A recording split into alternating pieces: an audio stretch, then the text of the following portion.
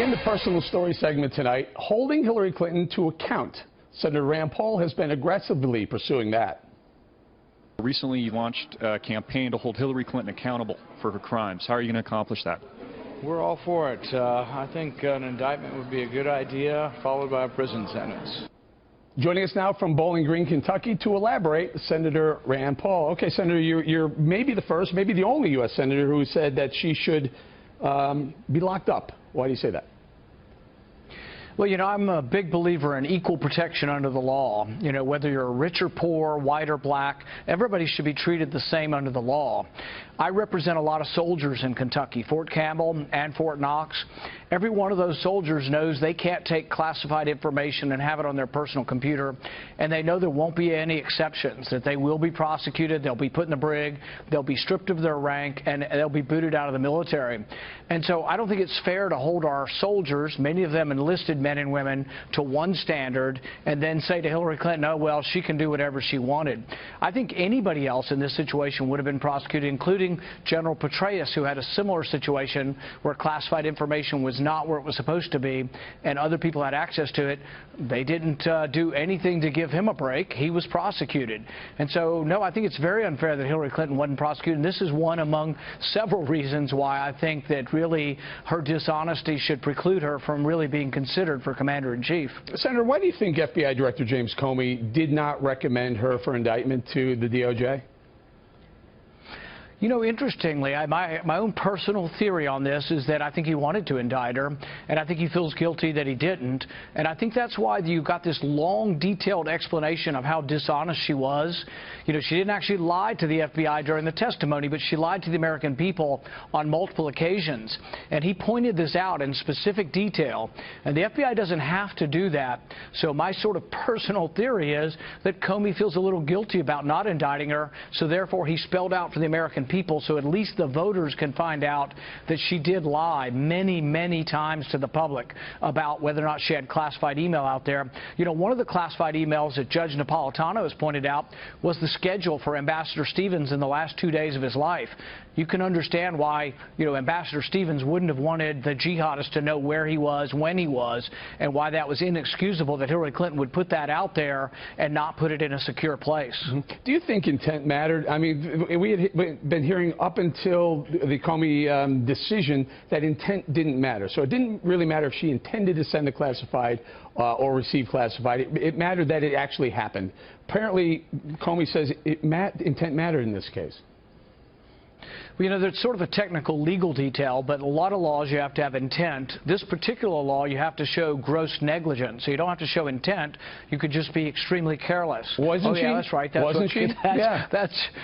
That's exactly what Comey said she was, extremely careless. And so for many of us who aren't lawyers but do believe that words mean something, how is extremely careless different than grossly negligent? So yes, I think she did violate the statute, but more importantly, she showed that her convenience was more important than national security, and that to me is inexcusable and goes to a great deal of her judgments that I think show her not fit to be president. Well, you know, you say the term is above the law. Is she above the law? I think often the Clintons appear to be. For example, Bill Clinton made millions of dollars giving speeches that had business before the Secretary of State. So one business wanted to sell electronics to Iran in violation of the sanctions.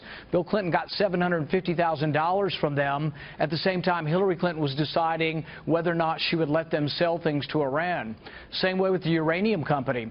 Bill Clinton got, I think, $750,000 from a bank that was negotiating the purchase of a North American uranium company.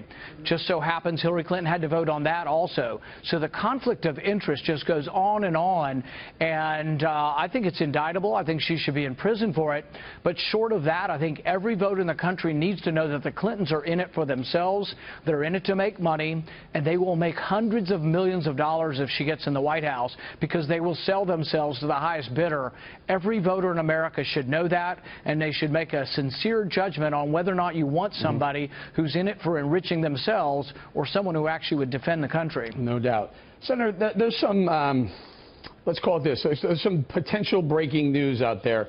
Julian Assange, who heads WikiLeaks, says there are some emails that pretty much tie Hillary Clinton to knowing about some weapons that may have been going through Libya to some of the ISIS fighters.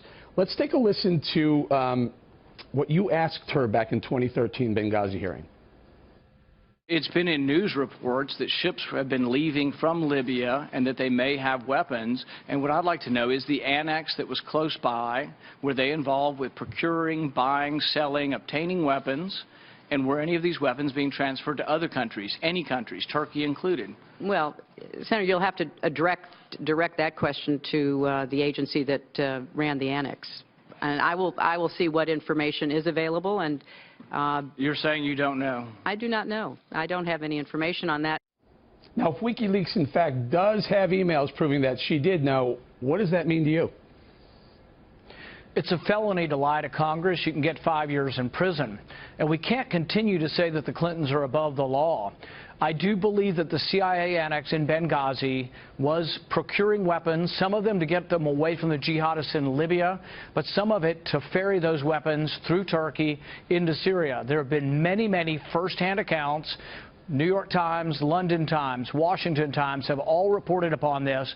I know for a fact that the current Secretary of State is very aware of what the CIA is doing, and I can't reveal what I've heard from him, but I can tell you that he's aware of what the CIA is doing in Syria, and I find it hard to believe that Hillary Clinton, who all the news reports have said she was the biggest advocate for arming the Islamic rebels in Syria, many of whom turned out to be not only enemies of ours, some of them may have turned out to be ISIS, but some of them also turned out to be enemies of Israel as well. All right, Senator, we're going to have to leave it there, and we will be waiting to see if WikiLeaks does, in fact, have those emails that tie her to knowledge of what you just, the question you just asked her, where she said had no knowledge. Senator Paul, thank you very much.